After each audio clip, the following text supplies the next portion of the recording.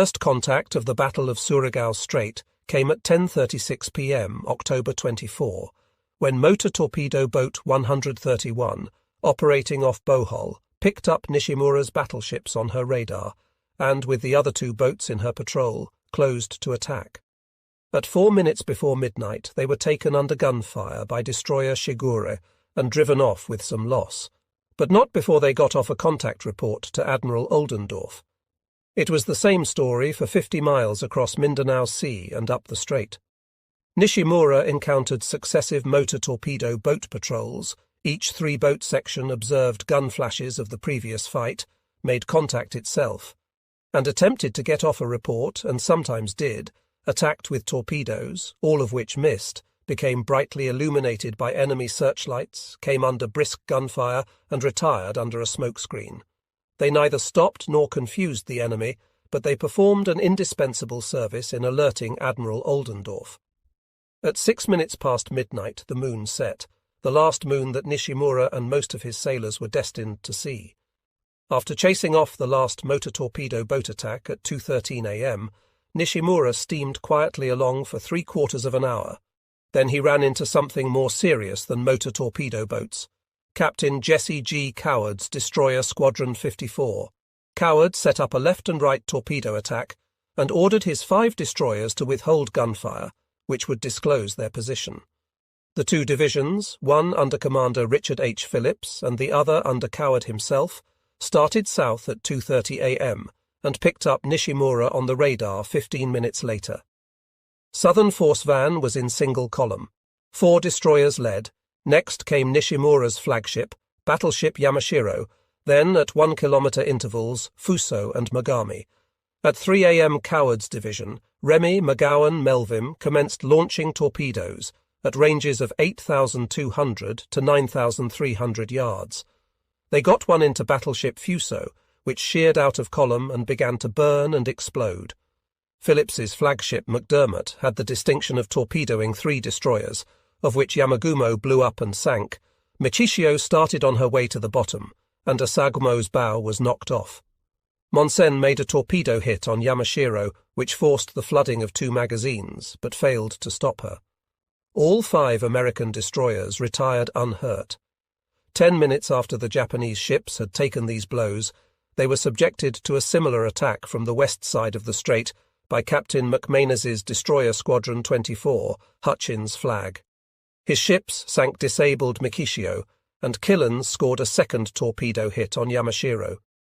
During both destroyer attacks, Nishimura continued to steam stolidly along, neither taking evasive action nor paying attention to the knocked-out ships. His one object, it seems, was to break into Leyte Gulf, being ignorant of the massive forces Admiral Oldendorf had deployed across the entrance to stop him. These amounted to a left flank of 3 heavy and 2 light cruisers, a right flank of 1 heavy and 2 light cruisers, a line of 6 battleships, and another destroyer squadron. It was a War College gameboard setup. The enemy column, now reduced to battleship Yamashiro, cruiser Mogami and destroyer Shigure, made a very short vertical to a very broad T, but Oldendorf was about to cap it, as Togo had done to Rojdestvensky in 1905 at the Battle of Tsushima Strait, an action which thousands of naval officers had since hoped to emulate. At 3:23 a.m., American radar screens began to register the enemy disposition. Oldendorf, whose cruisers were 2 or 3 miles nearer the enemy than the battleships, ordered all to open fire at 3:51 a.m. 2 minutes later, Yamashiro slowed to 12 knots, but continued on her northerly course, firing at visible targets, since she had no fire control radar. Nishimura was steaming boldly into a terrific concentration of gunfire, supported feebly by Mogami astern and Shigure on his starboard quarter. His last message, to Fuso at 3:52 a.m., asked that sinking battleship to come along at top speed. West Virginia, Tennessee, and California, equipped with the newest Mark 8 fire control radar, were responsible for most of Battle Line's action. West Virginia opened fire at 3:53 a.m., range 22,800 yards.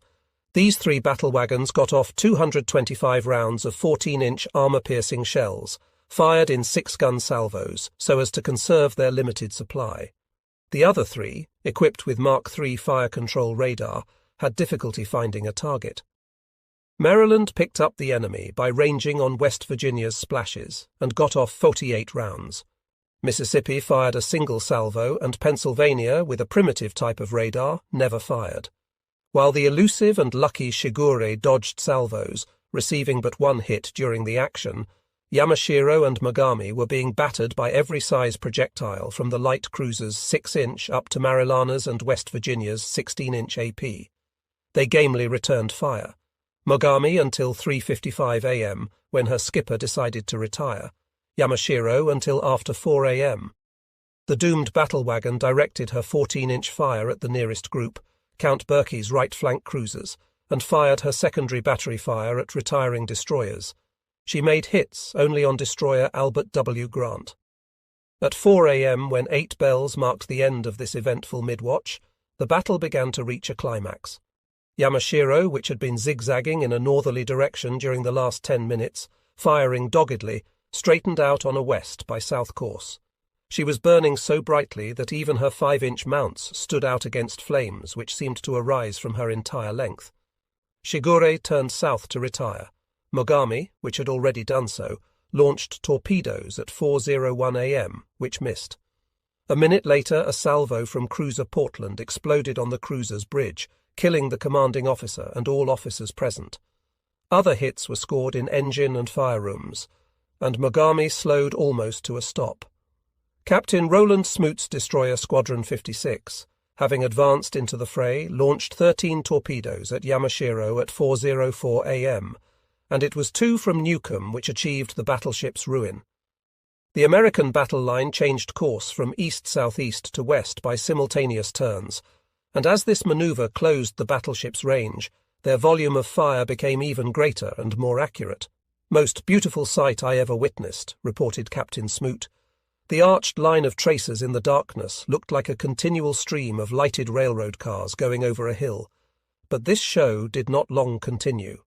At 4:09 a.m., Admiral Oldendorf, receiving word that Albert W. Grant was being hit by friendlies, ordered ceasefire in order to give Smoot's destroyers a chance to retire.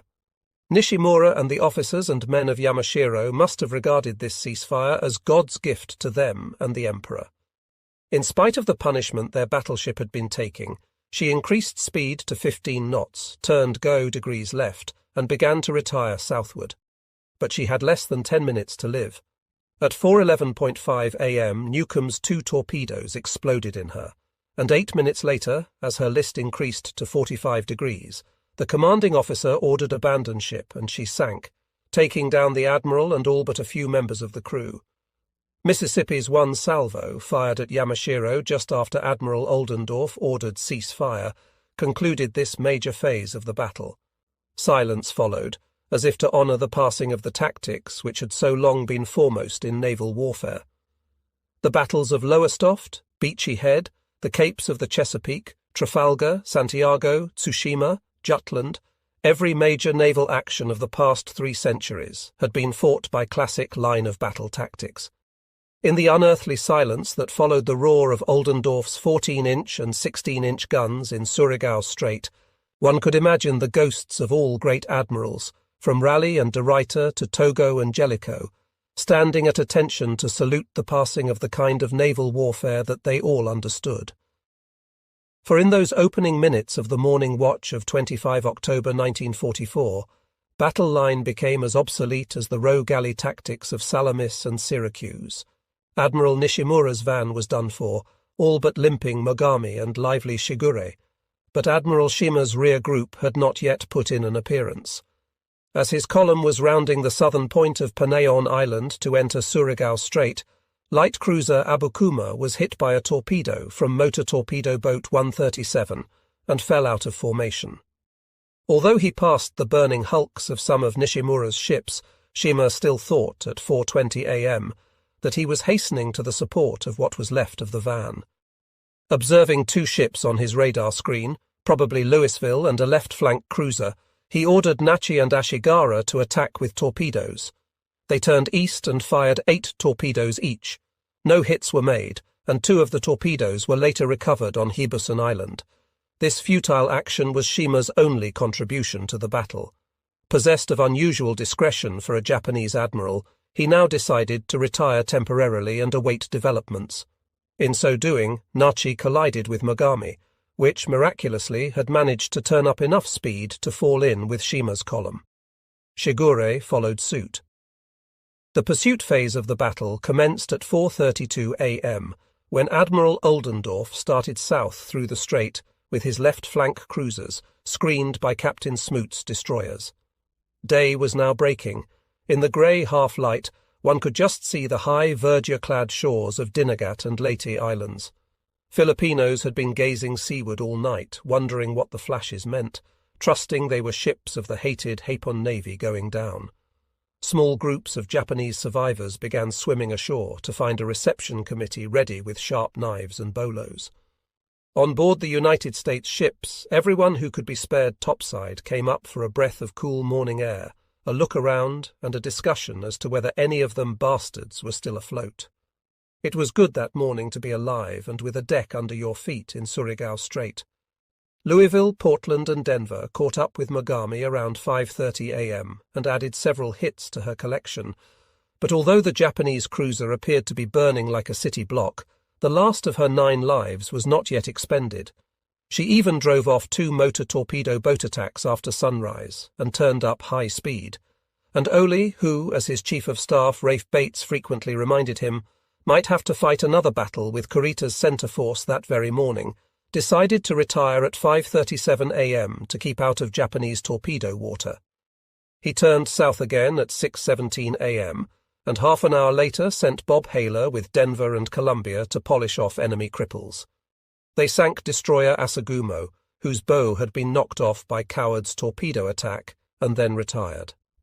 Admiral T.L. Sprague's escort carriers, which were to bear the brunt of the battle off Samar, joined in the pursuit as early as 5:45 a.m.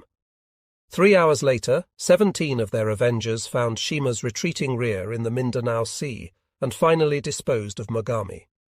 Light cruiser Abukuma, slowed by a motor torpedo boat torpedo, put in temporarily at Dapitan, but was sunk at noon the following day by bombers of the 5th and 13th Army Air Forces based on Noemfor and Biak.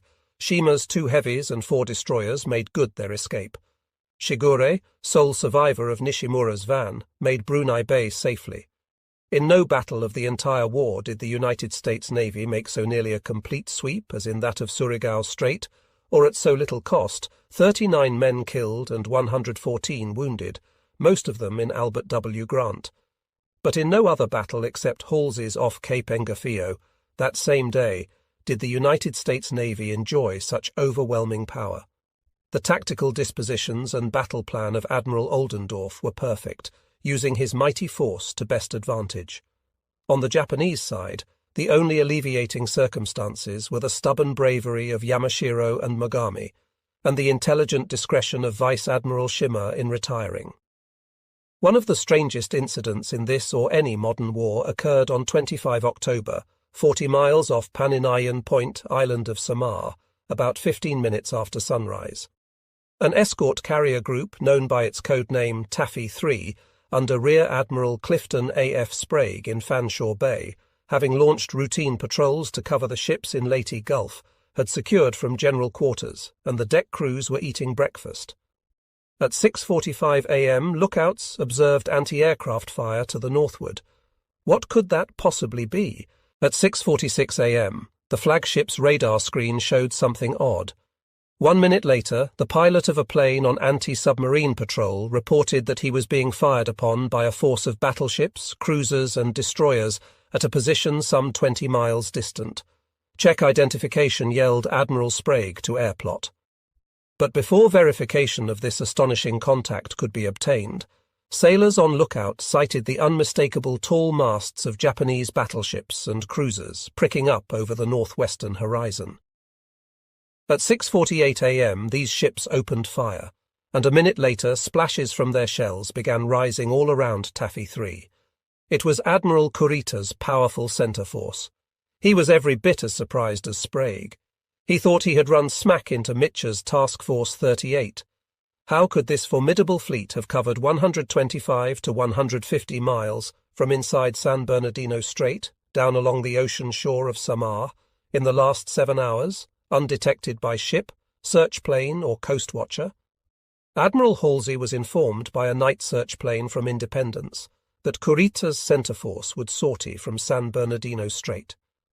Sightings on it heading that way reached the Admiral as late as 9:20 p.m. October 24, but he simply did not care.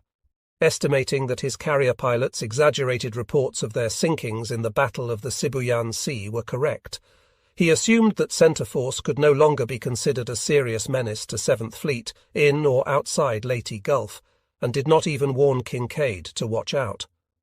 By the time Halsey received the night sighting reports, his 3rd Fleet, Les McCain's Task Group 38.1 sent south to fuel, was hightailing north, hell-bent after Ozawa's northern force. That was exactly what the Japanese wanted it to do. Halsey might have spared one carrier group and Admiral Lee's battle line, New Jersey, Iowa, Washington, Massachusetts, Alabama, to guard San Bernardino Strait, but he left not even a picket destroyer.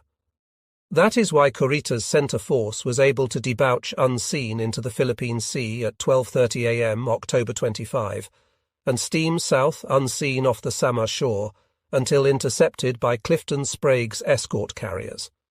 And that is why Taffy 3, composed of 6 escort carriers with no guns bigger than 5-inch, screened by 3 destroyers and 4 destroyer escorts, had to fight Kurita's 4 battleships, 6 heavy cruisers, and numerous destroyers. Taffy 3 was supported by the aircraft of 2 other groups of nearly the same strength.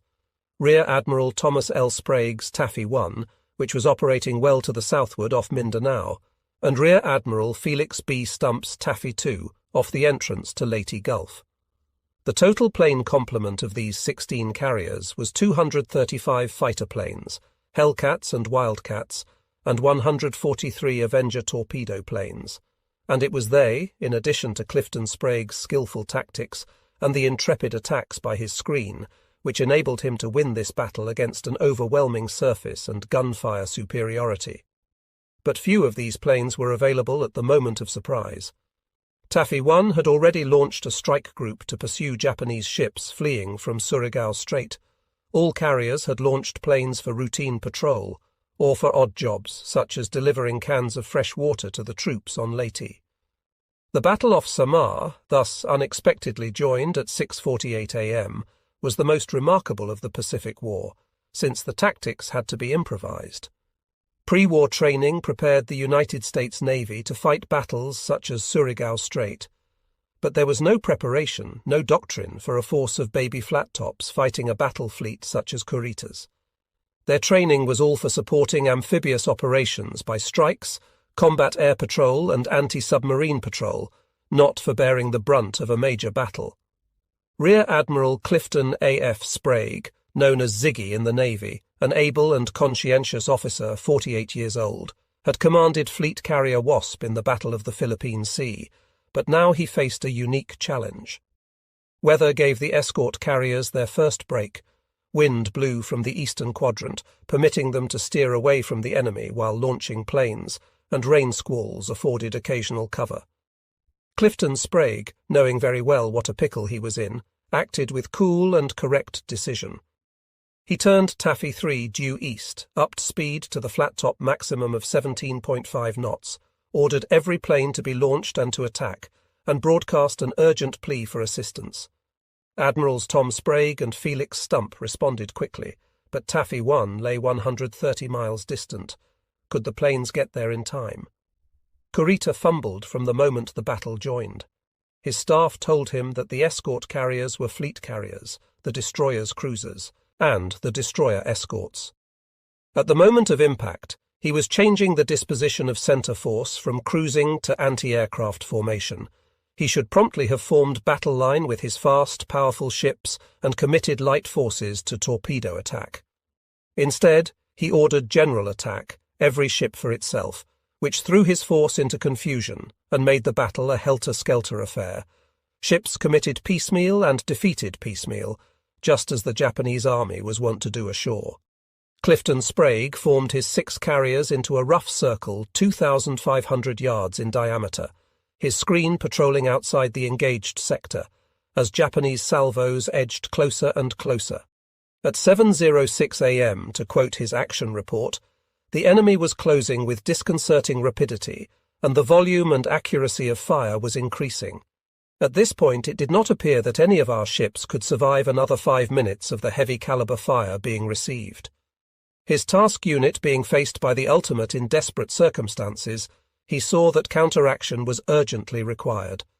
He ordered all escorts to a torpedo attack, and, also at 7:06 a.m., compassionate Providence sent a rain squall, under which the carriers, in conjunction with the smoke that they and the escorts were making, were protected for about 15 minutes. During this respite, the Admiral decided to bear around to the south and southwest in order to bring his disposition nearer to the hoped-for help from Leyte Gulf. But no help appeared. Admiral Oldendorf, his ammunition depleted by the night battle, had to replenish from supply ships in Leyte Gulf, and by the time he was ready to sortie, it was too late to reach the flat-tops. Sprague's tactics were risky, since they invited the enemy to take the inside track, but they proved to be correct. Kurita was so obsessed with keeping the weather gauge that instead of cutting corners, he maintained course until he was due north of the carriers, and then bore down. And most of his ships, repeatedly dodging air and torpedo attacks, could not catch up. The Japanese admiral was sadly bewildered by the way everything we had afloat or airborne went bald-headed for him. Clifton Sprague ordered Taffy 3 Screen to counterattack the Japanese heavy ships at 7:16 a.m., after the escort carriers had entered the rain squall.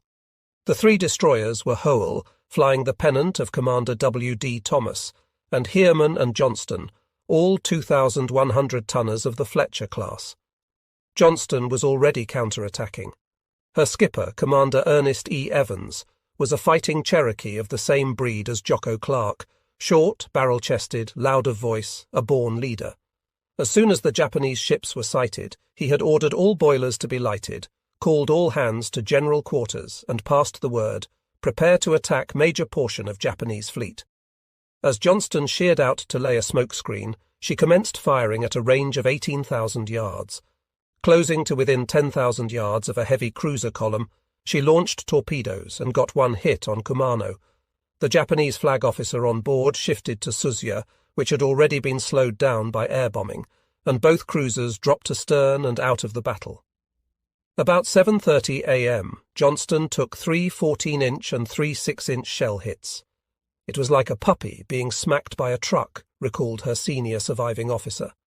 The after fire room and engine room were knocked out. All power to the after 5-inch guns was lost. A rain squall gave her 10 minutes to repair damage. At this stage of the battle, confusion reigned supreme. Johnston, having expended all torpedoes, used manually controlled 5-inch gunfire against battleship Congo, and, as if this were not enough, she played the major part in frustrating Kurita's destroyer attack on the carriers. "After that," said the survivor, "we were in a position where all the gallantry and guts in the world could not save us." 3 cruisers and several destroyers, overtaking her in her slowed-down situation, poured in an avalanche of shells, and she went dead in the water. Commander Evans ordered abandon ship at 9:50 a.m. The same Japanese destroyer squadron whose attack on the carriers she had thwarted now made a running circle around her, shooting rapidly. At Toro she rolled over and began to sink. A destroyer closed to give her the coup de grace. A swimming survivor saw the Japanese skipper on her bridge salute as Johnston took the final plunge. Howell and Heerman were fighting just as vigorously, their skipper's one object being to inflict maximum damage on the enemy in the hope of diverting major-caliber fire from the carriers. Heerman, Commander A.T. Hathaway, at one point was engaging 4 battleships. She was too nimble for them to hit, but her spread of 6 torpedoes caused the mighty Yamato to reverse course for 10 minutes, which took those 18.1-inch guns out of the fight. Howell, Commander L.S. Kintberger, with 1 engine and 3 5-inch guns knocked out, was not so lucky. She took over 40 hits, even 16-inch, which went right through her hull without exploding, but knocked her so full of holes that at 8:55 a.m. she rolled over and sank. Her crew, wrote her commanding officer, performed their duties coolly and efficiently until their ship was shot from under them. In the second torpedo attack, Clifton Sprague ordered, at 7:42 a.m., the 3 destroyer escorts of his screen also took part. Samuel B. Roberts was sunk after exchanging gunfire with several heavy cruisers. Here is the tribute of her commanding officer, Lieutenant Commander R.W. Copeland, to his men, one which may apply equally well to the entire screen.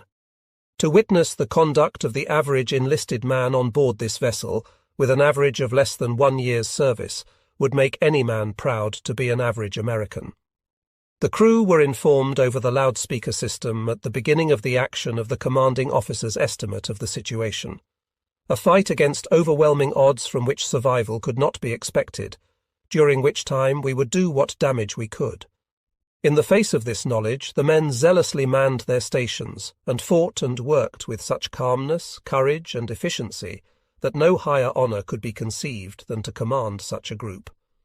For 2 hours after 7:43 a.m., when they emerged from the rain squall, the 6 escort carriers of Taffy 3 were making best speed of 17.5 knots around an irregular arc, subtended by a chord almost parallel to the coast of Samar. Their own planes, helped by many from Taffy 2 and Taffy 1, were continually attacking the Japanese with bombs, torpedoes, machine gun bullets, and making dry runs when they ran out of ammunition. Kurita's ships were capable of twice the speed of Sprague's, but their frequent evasive manoeuvres to escape destroyers' torpedoes and carrier plane attacks cancelled the advantage, while the flat-tops, except for some quick salvo chasing, plodded steadily along. Hence the enemy's main body never appreciably closed range. The 3 Japanese battleships still advancing at 8:20 a.m. were astern of the carriers, slowly firing salvos with armour-piercing projectiles, which, if they hit, failed to detonate on the thin-skinned flat-tops. The heavy cruisers were much more deadly. They made 13 8-inch hits on Kalinin Bay, and she was the only carrier hit by a battleship. Heroic efforts of damage control kept her in formation. Boatswain's crews worked in 5 feet of water to plug holes below the waterline. Black gang worked knee-deep in oil, choked by the stench of burning rubber and threatened by scalding steam, to repair ruptures in the power plant. Main steering control conked out, and quartermasters steered the ship by hand from far down in her bowels, like helmsmen in the ancient Spanish galleons. Aircraft, for the most part, made individual attacks, as they were too hastily armed and launched to be coordinated. Avengers used torpedoes as long as torpedoes lasted. When these gave out, they armed with bombs, even little 100-pounders, and made dry runs to divert the Japanese gunners. Lieutenant Commander Edward J. Huxtable, Air Group Commander in Gambia Bay, guided his Avenger for 2 hours through the flak to make dry runs, once flying down a line of heavy cruisers to divert them from their course and throw off their gunfire for a few precious minutes. The Wildcat pilots strafed topsides or ran interference for an Avenger, and they too made dry runs. Lieutenant Paul G. Garrison made 10 such out of a total of 20. Since the carriers were now scudding and could not afford to luff up to recover, when aircraft ran out of fuel, they had to land on a carrier of Stump's Taffy 2 about 25 miles away, or the more distant Tacloban field Leyte, which Army engineers had providentially made usable. There they refueled, picked up 500-pound bombs, and flew out to sea to attack again.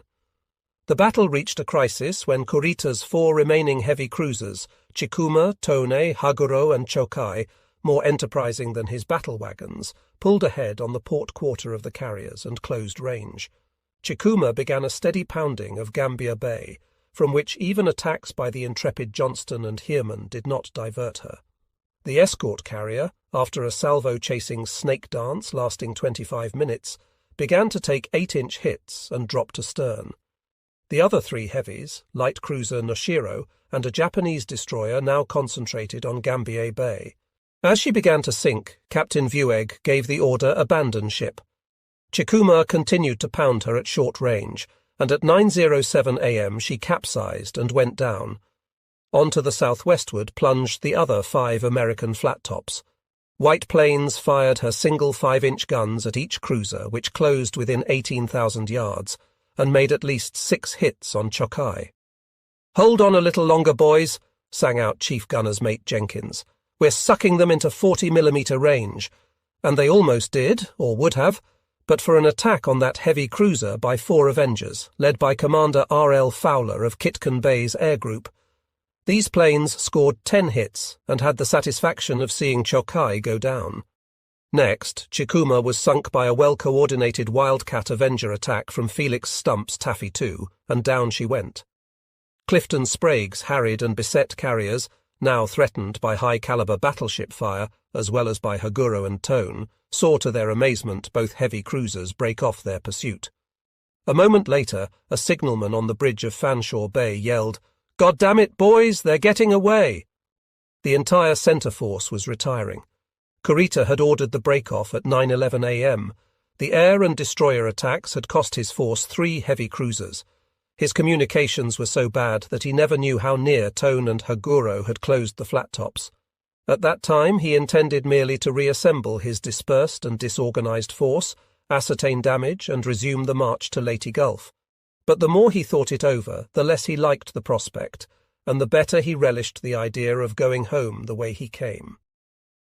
Centre force had been battered for 3 days, by submarines on the 23rd, fast carrier aircraft on the 24th, and in the battle just over. Kurita and his staff were so muddled as to estimate that the escort carriers were making 30 knots instead of their maximum of 17.5, so that it would be impossible to catch them. "I knew you were scared," said another admiral to Clifton Sprague after reading this post-war statement by Kurita, "but I didn't know you were that scared." Kurita had already received a radio signal from Admiral Shima indicating that Southern force, with which he was expected to cooperate, was all washed up. So he figured that his prospects in Leyte Gulf were both thin and grim. American transports and amphibious craft would have departed by the time he could get there.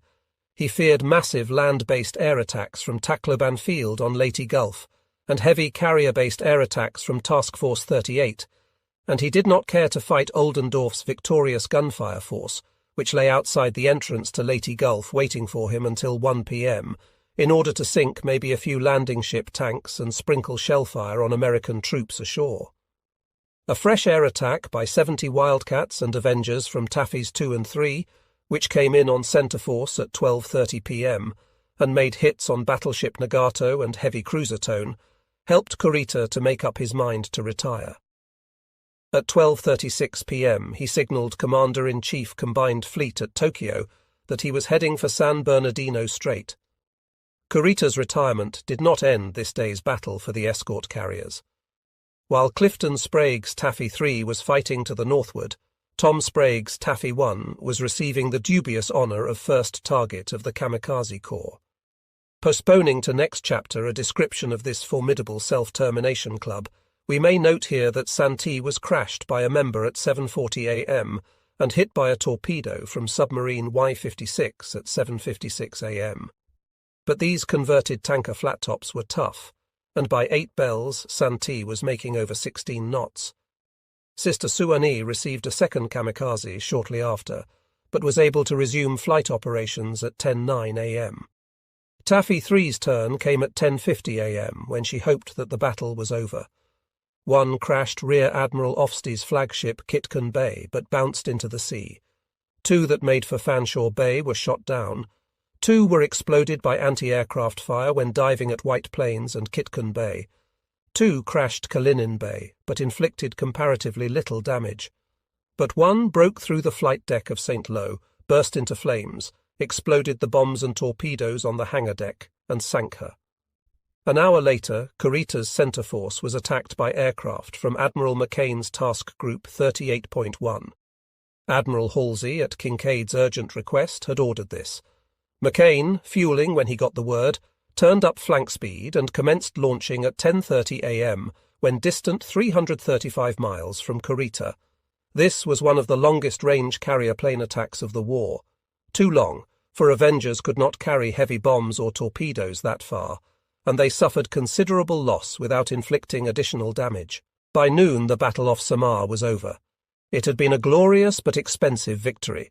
2 escort carriers, 2 destroyers, and a destroyer escort sunk. Several other ships badly damaged and heavy casualties. Kurita's successful retirement was small consolation for the complete failure of his mission. His defeat was due, in last analysis, to the indomitable spirit of the escort carriers, their screen, and their aviators. It was they who stopped the most powerful gunfire force which Japan had sent to sea since the Battle of Midway. All day, 24 October, Admiral Halsey's Third Fleet search planes were eagerly looking for Admiral Ozawa's northern force, and Ozawa was equally anxious to be seen, in order to carry out his mission to bait Halsey up north out of Kurita's way. Yet the Japanese were unable to get themselves sighted until 3:40. Ozawa's northern force comprised 4 carriers with 116 planes on board, the 2 hermaphrodites Hyuga and Ise, battleships whose superstructures had been shorn abaft the stack to make a short flight deck, but carried no planes, 3 light cruisers, 9 destroyers, and a tanker unit. They sorted from Bungo Swedo, Inland Sea, on 20 October. During the forenoon watch on the 24th, they located a group of Mitch's Task Force 38, and at 11:45 a.m. Ozawa launched a 76-plane strike on Frederick Sherman's Task Group 38.3, accomplished nothing. Some planes were splashed, 15 to 20 landed on Luzon fields, and the 29 which returned on board were all that Ozawa had during the battle. Halsey received his search plane's contact reports on Ozawa around 5 p.m., and at 8:22 p.m., as we have seen, ordered his entire Third Fleet, less McCain's Task Group 38.1, which had been sent away to fuel up north. Admiral Mitcher in Lexington, next in command under Admiral Halsey in New Jersey, had 64 ships and 787 planes, 401 fighters, 214 dive bombers, 171 torpedo bombers, opposed to Ozawa's 17 ships and 29 aircraft, surely enough for him to have spared Lee's battle line, or part of it, to guard San Bernardino Strait, but Japanese carriers gave Halsey blood in the eye, and he was taking no chances of letting one guilty flat-top escape. Rendezvous of the 3 American carrier groups was made around midnight at Leyte. 14 degrees, 28 minutes north, longitude 125 degrees, 30 minutes east, off central Luzon. All 3 proceeded north in company, Independence sending 5 night flyers ahead to search. Around 2:20 a.m., October 25, they sighted the 2 groups into which Ozawa had divided northern force, one under Rear Admiral Matsuda with the 2 hermaphrodites, a light cruiser and 4 destroyers, the rest of the force under Ozawa himself. They were then about 200 miles east by north of Cape Engano, Luzon. At 4:30 a.m., October 25, Mitcher, officer in tactical command from now on, ordered all carriers to arm a deckload immediately and be prepared to launch at earliest light. Throughout morning watch, deck crews were arming and spotting planes, and aviators were either taking a last nap or eating an early breakfast. Not since the Battle of the Philippine Sea in June had these air groups had a crack at enemy carriers. This was what they had been looking and praying for, and the new battleships were longing for some good floating targets to test the power and accuracy of their main batteries. First strike reached the enemy around 8 a.m. Hell divers first, strafing fighter planes next as the dive bombers overshot, and Avengers last, releasing torpedoes from 700 to 1,000 feet, at ranges from 1,400 to 1,600 yards. Commander David McCampbell of the Essex Air Group acted as target coordinator. Admiral Ozawa was not taken aback, but there was nothing he could do except use anti-aircraft fire, which was brisk and intense. Despite this, carrier Chitose and 1 destroyer were sunk by a cluster of bomb hits, and Big Zuikaku, veteran of Pearl Harbor, the Coral Sea, and the Philippine Sea, took a torpedo which knocked out her communications and caused Ozawa to shift his flag to light cruiser Oyodo. A good beginning indeed. Strike number 2 was already in the air. Upon its arrival at the target, around 9:45 a.m., the enemy force presented a picture of wild confusion. Lexington's and Franklin's planes made bomb hits on Chiyoda, setting her heavily afire. A 3rd hit disabled her engines. Hyuga attempted to take her in tow, but was frustrated by strike number 3. Chiyoda was abandoned with her crew still on board and sunk by gunfire of Admiral Dubos's cruisers at 4:30 p.m. Strike number 3, launched around noon from Sherman's Task Group 38.3, Essex flag and Davison's 38.4 Franklin flag, comprising over 200 aircraft, about 150 of which had been in strike number 1, stayed over and around Ozawa's ships for an hour. Zuikaku, as a result of 3 torpedoes which hit her simultaneously, rolled over and went down. Zuibo, her flight deck quaintly camouflaged to make her look like a big-gunned battleship from aloft, took a lot of punishment from this strike, and 27 more planes of strike number 4 were required to sink her. Strike number 5, consisting of full deck loads from 5 carriers, concentrated on Ise, but got nothing but near misses, and only slightly damaged that tough old hermaphrodite. She threw up remarkably heavy anti-aircraft fire, and her commanding officer, Rear Admiral Nakase, was an expert at evasive manoeuvring. Strike number 6, by 36 planes from Davison's group, took off at 5:10 p.m. and claimed a few hits, but sank nothing more. After the war, Admiral Ozawa said that the first 3 strikes did the most damage, and his chief of staff remarked, "I saw all this bombing and thought the American pilot is not so good. He was not too bad, having sunk 4 carriers and a destroyer with a total of 527 plane sorties, 201 of them fighters." Yet it must be admitted that blow for blow, the escort carrier planes in the Battle off Samar inflicted more damage than did the aircraft of any 2 fast carrier groups. A comparison of this battle with that of the Philippine Sea in June suggests that the American fast carrier planes were much better at intercepting enemy aircraft than at hitting ships. The old Dauntless dive bombers did better at Midway than the Helldiver dive bomber off Cape Engano, but Japanese anti-aircraft fire had vastly improved since 1942. Now came the surface part of the battle, and the controversial "Where is Task Force 34" incident. Admiral Halsey at 3:12 p.m. October 24 had organised Task Force 34, including most of his gunfire ships under Admiral Lee. The dispatch, headed Battle Plan, named the battleships, cruisers and destroyer divisions which will be formed as Task Force 34 and will engage decisively at long ranges. Admirals Kinkaid in Leyte Gulf, Nimitz at Pearl Harbor, and Cook, Deputy Chief of Naval Operations in Washington, all misread Halsey's future indicative for present imperative. They assumed that Task Force 34 was not only set up on paper, but detached to guard San Bernardino Strait, and Kinkaid was not informed of the contrary by Halsey until 7:05 a.m. October 25. From 8:22 a.m., following the surprise off Samar, Halsey received a series of plain language pleas from Kinkaid for any kind of assistance, air or surface, that he could spare, and Halsey complied, as we have seen, to the extent of ordering Admiral McCain to belay fueling his Task Group 38.1 and hasten to strike Kurita's centre force. But he did not detach Lee's Task Force 34 to block Kurita's escape, because he wanted to keep all heavy ships for a gunfire battle up north after his aircraft had done their worst. Admiral Nimitz, also amazed at the surprise off Samar, wanted information and sent a dispatch asking for it.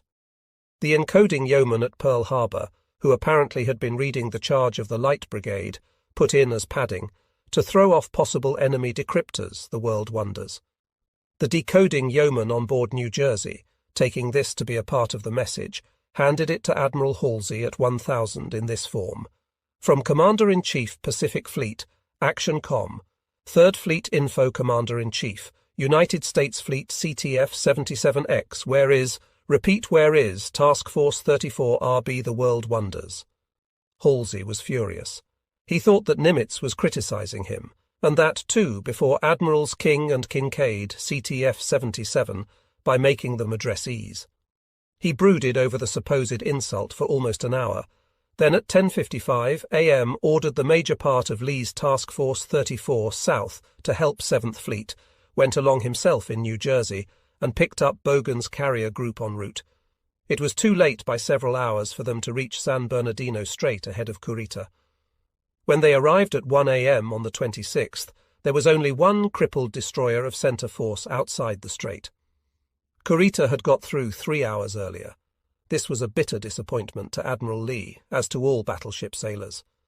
Adept at handling battle wagons, as he had proved in the Battle of Guadalcanal, Lee had planned to form battle line between Kurita and the strait, so that the Japanese would be forced to fight.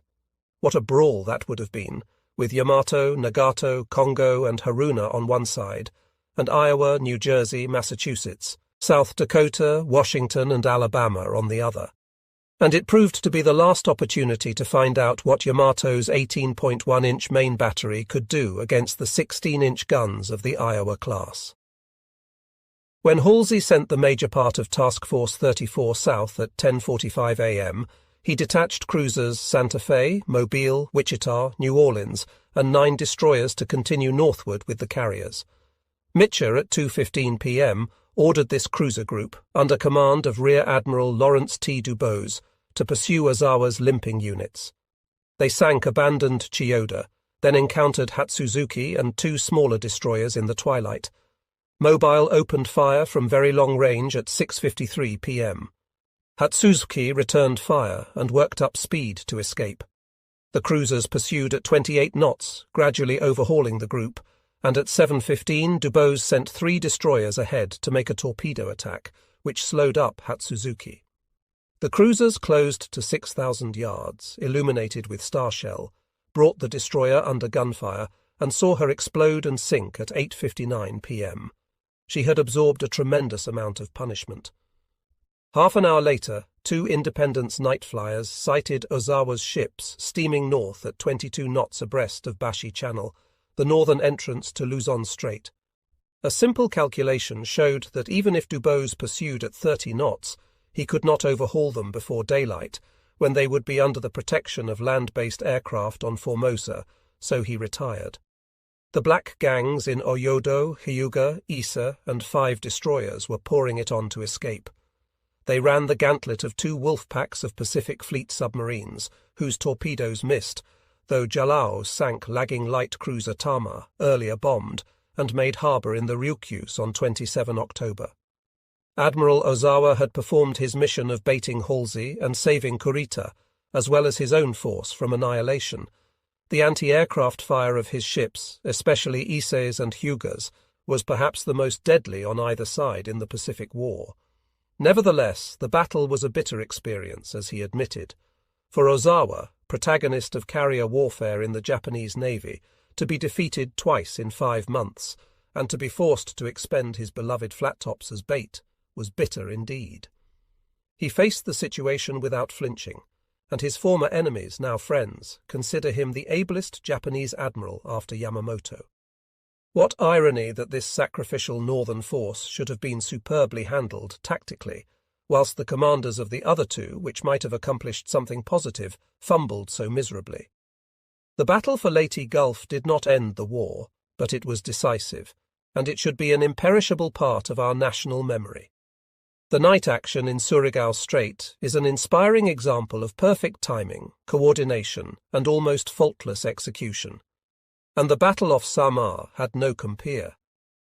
The story of that action, with its dramatic surprise, the quick thinking and resolute decisions of Clifton Sprague, the little screening vessels feeling for each other through the rain and smoke, and courting annihilation, making individual attacks on battleships and heavy cruisers, naval aviators making dry runs on enemy ships to divert gunfire from their own, the defiant humour and indomitable courage of bluejackets caught in the ultimate of desperate circumstances, will make the fight of the Taffys with Kurita's centre force forever memorable, forever glorious. Leyte secured 26. October to 25 December 1944. One small section of combined fleet which operated on the verge of the battle may be said to have accomplished its mission. This was Vice Admiral Sakonju's transport unit. It lost heavy cruiser Aoba, torpedoed but not sunk by United States submarine bream outside Manila Bay on 23 October, lost a destroyer next day to plane attack from Task Force 38, and another destroyer and light cruiser Kinu to Tom Sprague's planes on the 26th. But on the day of the big battle, it embarked 2,000 troops in destroyer transports at Cagayan, Mindanao, and landed them next morning at Ormoc on the back of Leyte. That was the beginning of a series of reinforcements by quick, fast thrusts, similar to the Tokyo Expresses at Guadalcanal. They ran them in daily, without opposition, until 30 October, when B-24s from Morotai sank an unloaded Maru in Ormoc Bay. 2 large convoys from Manila were badly bombed on 11 November by planes from 3 of the fast carrier groups, sinking 6 destroyers and drowning about 10,000 troops. 2 weeks elapsed before the Japanese could send in more reinforcements, but before these backside Leyte convoys were stopped, about 45,000 troops and 10,000 tons of supplies had been landed on the west coast of Leyte, more than 100% increase over what was there on 20 October. The 101,635 American troops ashore by 1 November still outnumbered them, but Japan had some 365,000 troops elsewhere in the Philippines to draw on. The situation bore a distressing resemblance to that on Guadalcanal 2 years earlier. We had won a great naval battle and secured our sea communications, but without round-the-clock air supremacy, it was impossible to prevent the running in of reinforcements by Tokyo Express.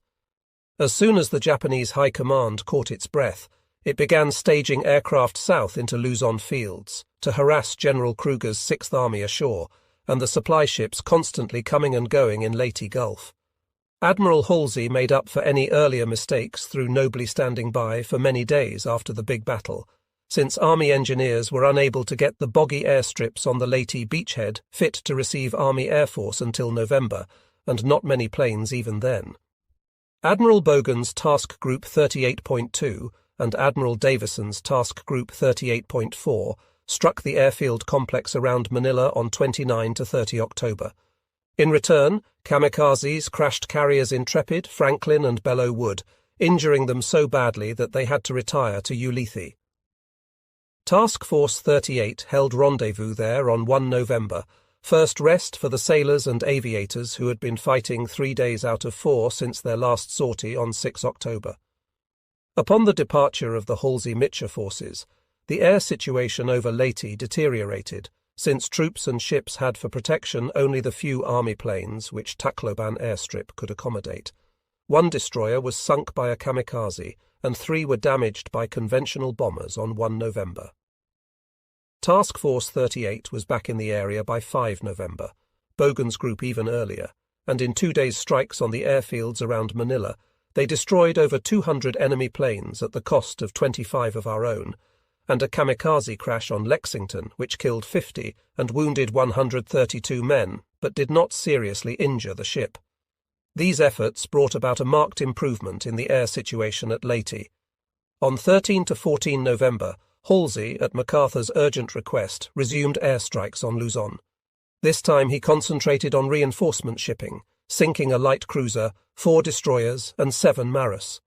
Again, on the 25th, Ticonderoga's planes sank heavy cruiser Kumano in Dassel Bay and broke up 2 coastal convoys. The kamikazes then made a really vicious counterattack.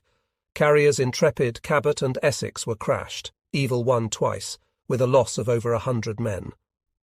This action of 25 November concluded fast carrier support of the Leyte operation, which had begun on 8 October. This support had been prolonged for 4 weeks after the originally planned date of its termination, owing to the disappointingly slow work on Tacloban airfield. Not counting its 2 short calls in Ulithi Lagoon, Task Force 38 had been at sea almost continuously for 84 days. The resulting strain on all hands was severe.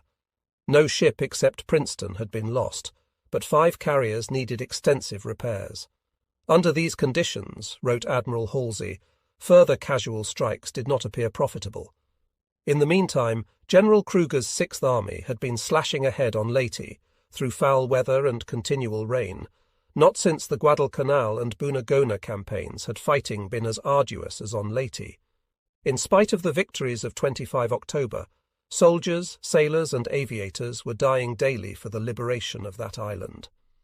By December 1, 6th Army controlled most of Leyte, except the San Isidro Peninsula, and a semicircular sector with a 12-mile radius from Ormoc.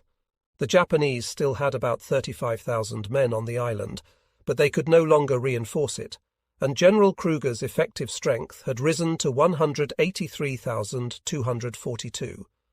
His losses up to 2 December were 2,260 killed and missing, and several thousand laid up from wounds, dysentery, immersion foot, skin diseases and other ills incident to campaigning in tropical mud. Over 24,000 enemy dead had been counted. It was time to finish. A preliminary to the finish was a series of destroyer sweeps, commanded by Captains Robert H. Smith and W. M. Cole, into Ormoc Bay and the Comotes Sea, and minesweeping the Canigao channels between Bohol and Leyte. The PTs got into this too.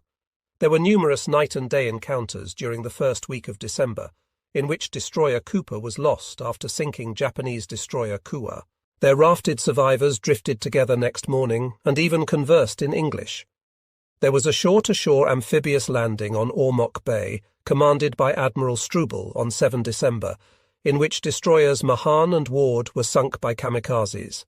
But the 77th Division was landed near Ormoc, and that, as General Kruger commented, serving to split the enemy forces and to separate them from their supply base, proved to be the decisive action of the Leyte operation.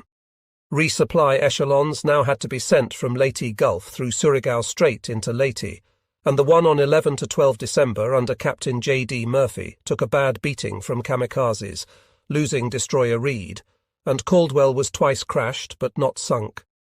The shore fighting, of which we have no space to tell, culminated in the capture of Palompon on Christmas Day. General MacArthur, congratulating General Kruger on the event, said, "This closes a campaign that has had few counterparts in the utter destruction of the enemy's forces, with a maximum conservation of our own. It has been a magnificent performance on the part of all concerned." Next day, the general declared, "The Leyte-Samar campaign can now be regarded as closed, except for minor mopping-up operations." These minor operations went on until 5 May 1945, but General MacArthur was unconsciously corroborated by General Yamashita, who on Christmas Day from his headquarters at Manila notified General Suzuki on Leyte that he had written off that island as a loss and had decided to concentrate on the defence of Luzon, shedding tears of remorse for the tens of thousands of his countrymen who must fight to the death on Leyte. On the American side, mopping-up operations were conducted under commanding General 8th Army, Lieutenant General Robert L. Eichelberger, veteran of the Papuan campaign. General Hodges' 24th Corps remained to finish the job. All naval supporting forces were withdrawn for the Mindoro and Lingayen operations. The Engineer Special Brigade craft did whatever convoy work was required. The outstanding tactical lesson of the battle for Leyte Gulf is the utter helplessness of a modern fleet without air support. That is why jeep carriers and their thin screen were able, off Samar, to defeat a powerful fleet of battleships and heavy cruisers. Spruance's victory in June and Halsey's October strikes on Formosa were responsible for the accelerated assault on Leyte, catching Japanese air forces at their lowest ebb.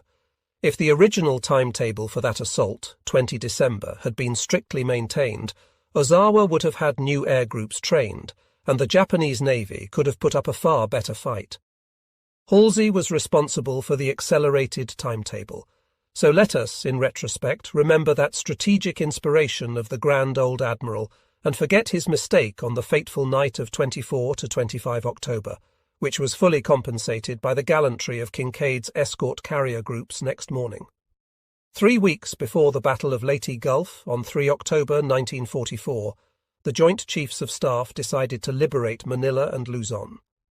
That was as General MacArthur had always wished. Admiral King Long held out for taking Formosa, which would put the cork in the bottle of the South China Sea, isolate Japan, and provide an advanced air and naval base for the final assault. But the army estimated that at least 9 divisions would be required to capture even a part of Formosa, and, owing to involvement in Europe, it could not get 9 divisions. However, the 5 divisions in Leyte should be ready for another amphibious operation before the end of 1944, and these, it was thought, would be enough to invade Luzon. The Joint Chiefs of Staff put the landings at Lingayen Bay, Luzon, on the programme for 20 December, ordered Admiral Nimitz to invade Iwo Jima on 20 January 1945, and the Ryukyus on 1 March. It was impossible to keep to this timetable, largely because of the prolonged Japanese resistance on Leyte and their revived air power with kamikaze tactics.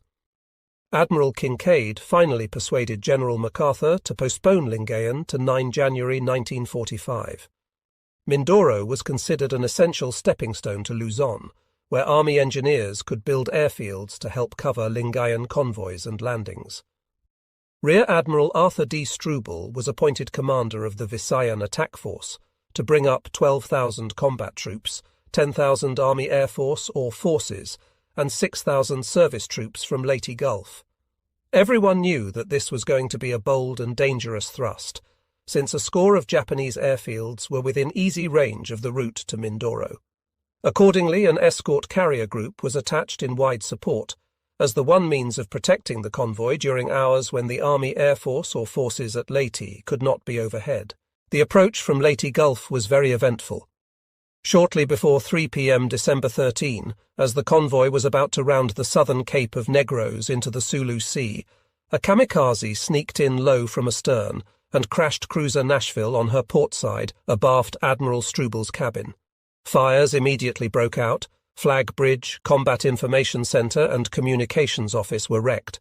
No fewer than 133 officers and men, including the admirals and the commanding general's chiefs of staff, were killed, and 190 were wounded.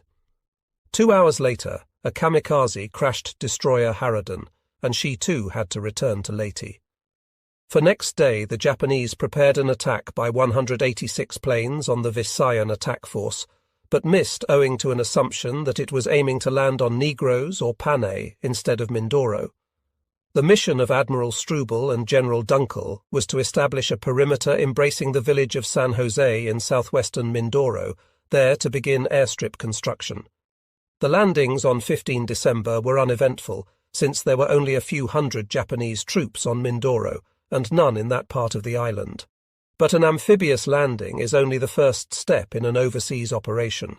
Supplying the men with food, clothing and material is a great effort, especially where, as in Mindoro, an airfield has to be built promptly. The resupply echelons for Mindoro provided the Kamikaze Corps with rich targets for 3 weeks.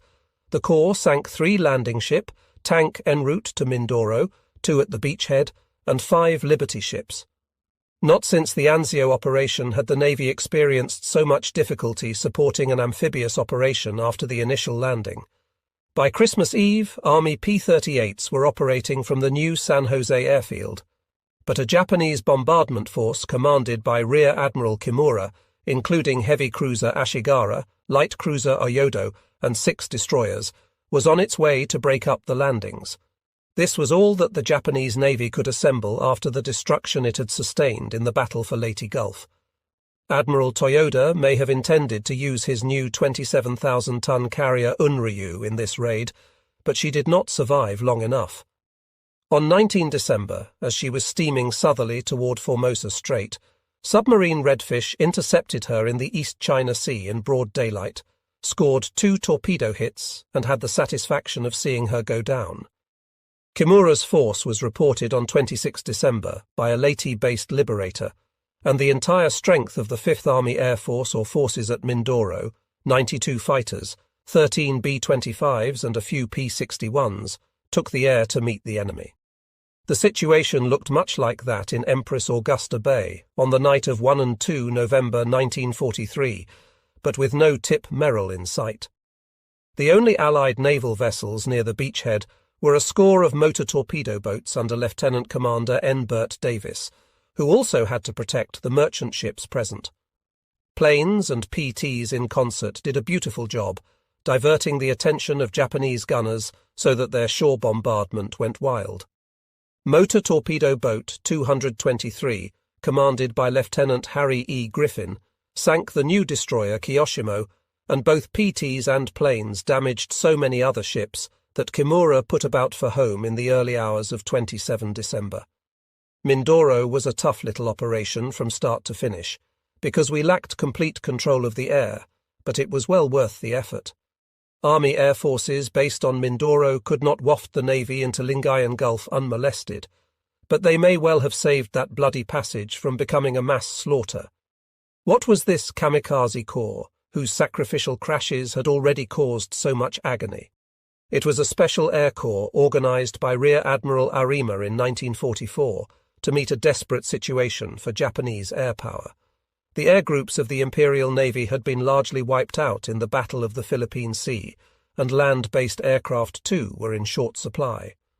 A new tactical situation had been created by the growing competence of American fighter planes at interception and by the American invention of a proximity-armed fuse for anti-aircraft shells. After the United States Navy had been liberally furnished with these fuses, which exploded a shell automatically when near enough to an attacking plane, it became nearly impossible for a conventional bomber to get near enough to a ship to hit her. Hence the Kamikaze Corps. The name, meaning heavenly wind, came from a famous historical event. In 1570, an emperor of China organized a huge amphibious force for the invasion of Japan, and there was little preparation to resist him. But the gods sent a heavenly wind in the shape of a typhoon, which scattered and destroyed the Chinese fleet. The new tactics for aircraft were to crash an enemy ship, set it on fire by the spread of gasoline, and explode it with the bombs.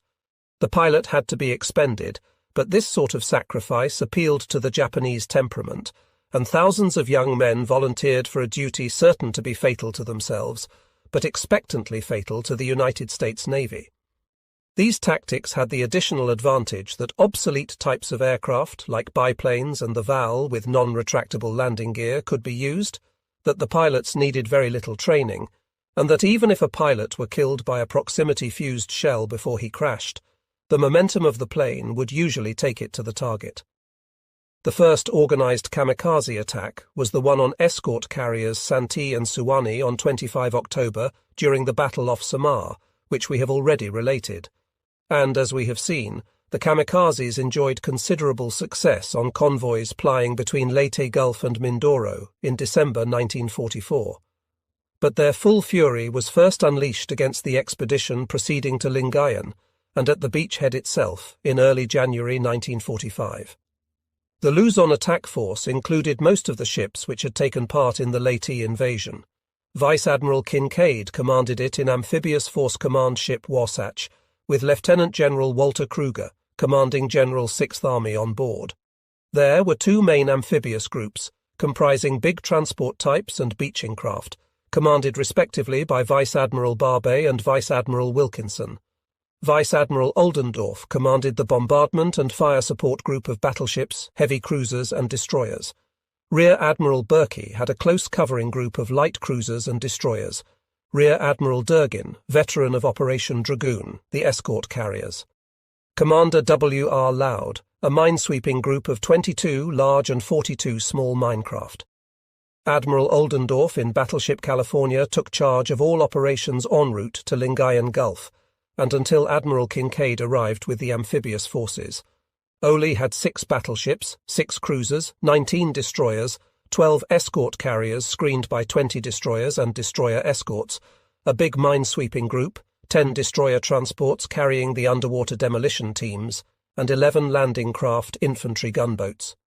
These made rendezvous at Leyte Gulf on New Year's Day, formed cruising disposition, and passed through Surigao Strait, scene of Admiral Oldendorf's recent victory, into the Sulu Sea. Heavy fighter cover from the escort carriers and Tacloban knocked down most of the 120 Japanese planes from Luzon committed against this convoy. But on 4 January, a kamikaze crashed escort carrier Omane Bay and sank her, with a loss of 100 men. A severe attack of 16-plus kamikazes developed next day. Cruisers Louisville and His Majesty's Australian ship Australia, escort carrier Manila Bay, and destroyer escort Stafford were crashed, but survived. The operation plan for the Lingayen landings called for a 3-day interval between Oldendorf's arrival and that of the amphibious forces, to allow plenty of time for minesweeping and shore bombardment. These were 3 hellish days for ships present. At noon, 6 January, when battleship New Mexico was bombarding the shore, she was crashed on the port wing of her navigating bridge by a Japanese plane already in flames. The commanding officer, Captain R.W. Fleming, Lieutenant General Herbert Lumsden, Winston Churchill's liaison officer at General MacArthur's headquarters, and his aide and Time magazine correspondent, William Chickering, were instantly killed. There were 26 other fatalities and 87 men wounded, but New Mexico continued shooting. Destroyer Walk, attacked by 4 planes in rapid succession, knocked down 2, but a third crashed the bridge. The commanding officer, Commander George F. Davis, drenched with the plane's gasoline, burned like a torch. Sailors smothered the flames, and he conned his ship, exhorting all to save her, and still on his feet saw his guns in local control destroy a 4th Kamikaze. Then, when the safety of his ship was assured, he consented to be carried below, but his burns were too terrible to be borne, and a few hours later he died. Minesweeper Long was crashed and sunk. Southard and destroyers Barton and Allen M. Sumner were crashed but survived. California took one at the base of her foremast. A kamikaze crashed the main deck of light cruiser Columbia, Captain M. E. Kurtz, at top speed. Plane, pilot, and engine penetrated the deck, and the bomb went through 2 more decks before exploding. Several fires blazed up, but prompt flooding of magazines saved the ship from a major explosion. Within an hour, all fires were out, and at 6:28 p.m., her forward 20mm gunners shot the tail off a plane trying to crash His Majesty's Australian ship Australia. Despite flooded compartments and loss of 2 main battery turrets, Columbia completed her fire support assignments. Australia received a crash at 5:34 p.m., adding another 14 killed and 26 wounded to her already high casualties of the previous day. But, like her neighbour the Gem of the Ocean, she kept on shooting. Heavy cruiser Louisville was too heavily damaged by a crash abreast the bridge structure to do that, and the flag officer on the bridge, Rear Admiral Theodore E. Chandler, was frightfully burned by the flaming gasoline. He helped handle a fire hose and took his turn with the enlisted men for first aid, but as the flames had scorched his lungs, every effort to save him failed, and next day he died. 31 shipmates went with him, and 56 more were wounded, but for an ample supply of blood plasma, most of those too would have perished. Not only Admiral Oldendorf, but all responsible officers off Lingayen were seriously concerned when they contemplated the results of this 6th day of January, 3 days before the landings. It was the worst blow to the United States Navy since the Battle of Tassafaronga in November 1942, and the more difficult to bear because the recent naval victory at Leyte Gulf had made men believe that Japan was licked. With the kamikazes, she had sprung a tactical surprise which would cost the Allied armed forces dear. Next day, while bombardment and minesweeping continued, was not so bad, but minecrafts Hovey and Palmer were crashed and sunk. On the 8th, His Majesty's Australian ship Australia, favourite target of the kamikazes, took a 3rd and a 4th crash, but still carried on. The approach of the 2 amphibious forces, Barbie's for San Fabian and Wilkinson's for Lingayen, was comparatively uneventful. 7 ships, including cruiser Boise with General MacArthur on board, were attacked. Admiral Ofsty's flagship Kitcon Bay was disabled, but none were sunk. As S-Day, 9 January, dawned over Lingayen Bay, ships could be seen in every direction. At 7 a.m. the combatant ships began hurling high explosives at supposed enemy installations. A few minutes after 7 a.m., a kamikaze crashed Columbia and added 92 more casualties to her list, but her valiant crew quenched the fires and resumed bombardment half an hour after the hit. The landings were virtually unopposed. A hot night followed in the Gulf as the Japanese pulled what we called the self-termination boat out of their bag of tricks. Port Sewell, protected by a point of land stretching down from the north, was the concealed anchorage for 70 of these 18.5-foot plywood motorboats. Each carried 2 260-pound depth charges, 1 light machine gun and a few hand grenades, with a crew of 2 or 3 men to destroy Allied shipping. They managed to sink 2 landing craft infantry and to damage 4 landing ship tanks, but were so severely shot up themselves by destroyers Philip and Leutze and other intended victims as to be incapable of further operations. The Lingayen landings were a terrible ordeal for all hands, not excepting troops in the transports and other auxiliaries. Here is an extract from the diary of Lieutenant G. R. Cassell-Smith in Transport Harris for 11 January. 2 more burials at sea this evening. That makes 4 who have died so far, and there are several more who may die. They are so badly burned or mangled that they are really better off dead. The doctors are always amazed at the remarkable bravery and fortitude of those wounded men.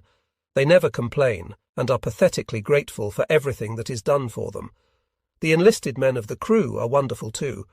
They labour under a terrific strain, unloading hundreds of tons of cargo, then stand their watches at the guns all night without sleep, and then donate their blood to the wounded and volunteer their services to help feed the helpless by hand.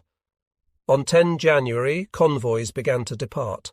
The Lingayen airstrip was ready for emergency landings, and Rear Admiral Connolly's reinforcement group brought up another infantry division. The Kamikazes returned on the 12th to damage destroyer escort Belknap in Lingayen Gulf and 4 Liberty ships in a returning convoy. A crash next morning on escort carrier Salamaua, which failed to sink her, was the last successful kamikaze attack in Philippine waters. For the Japanese had expended almost every aircraft they had in the Philippines, excepting 47 units which Admiral Fukudome evacuated to Formosa. Ground crews were forced to join the infantry defending Luzon, and surviving pilots flew north as best they could. After 15 January, only 10 Japanese planes were left on the entire island of Luzon. For the Allies, the kamikazes now seemed but a horrible dream. Unfortunately, like other bad dreams, this one was to recur. Generals MacArthur and Kruger and their staffs went ashore 13 January, and from then on the story of the campaign that captured Manila and all Luzon, except the mountains to which General Yamashita retreated, is largely the Army's story. 7th Fleet still had plenty to do. With the help of Halsey, Admiral Kinkaid set out to secure a difficult sea lane, the Mindoro-Lingayen line, upon which the success of the Luzon campaign and the lives of thousands of American soldiers depended. They were unnecessarily anxious about a possible Japanese naval attack on this line, similar to the one on Mindoro in December. The Japanese Navy was now incapable of anything like that. Nevertheless, Admiral Halsey made a memorable incursion into the South China Sea with almost his entire 3rd Fleet on 10 to 20 January. It was a bold and beautifully handled operation, underlining the ability of our fast carriers to take firepower anywhere and supply themselves from the floating service force at sea. The sought for Japanese warships were not there, but Task Force 38 planes sank 44 vessels, mostly of the merchant marine, totaling 132,700 tons. Very few of our own planes were lost. The carrier planes took another crack at Formosa on their way out, and here the kamikazes again showed their hands, crashing but not sinking Langley, Ticonderoga and a destroyer. 3rd Fleet support of the Luzon campaign is impressive. During January, some 300,000 tons of enemy shipping was sunk or destroyed, and the number of aircraft destroyed exceeded 500.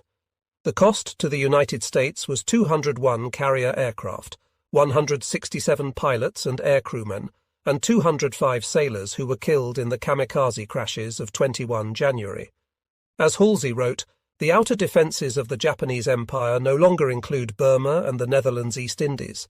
Those countries are now isolated outposts, and their products are no longer available to the Japanese war machine, except with staggering and prohibitive losses en route. In New Jersey, he arrived at Ulithi on the afternoon of 25 January, and 2 days later Admiral Spruance assumed command of the fleet, which under him was numbered the 5th. He had a wonderful reputation to live up to, and that he did. On 12 January 1945, MacArthur, now a 5-star General of the Army, called Admirals Kinkaid and Wilkinson and General Kruger to a conference on board Boise, off the beachhead. He stressed the urgency of occupying Manila as early as possible in order to free the Allied prisoners and internees, who were slowly starving to death. He emphasized that our losses so far had been small and predicted that the enemy would evacuate Manila rather than defend it. Such indeed was General Yamashita's intention, but his orders were not carried out. The advance on Manila was slow. By 29 January, after 2 weeks' progress, 14th Corps had only reached San Fernando. The Navy then lent a hand by landing 11th Corps on beaches 45 miles across the mountains from that town, a landing formidable in size but uncontested. Admiral Struble was pleased to find the area already in friendly hands, with American and Philippine flags displayed by the natives. Indeed, Everywhere in the Philippines, the Americans were received as liberators, and with touchingly enthusiastic demonstrations.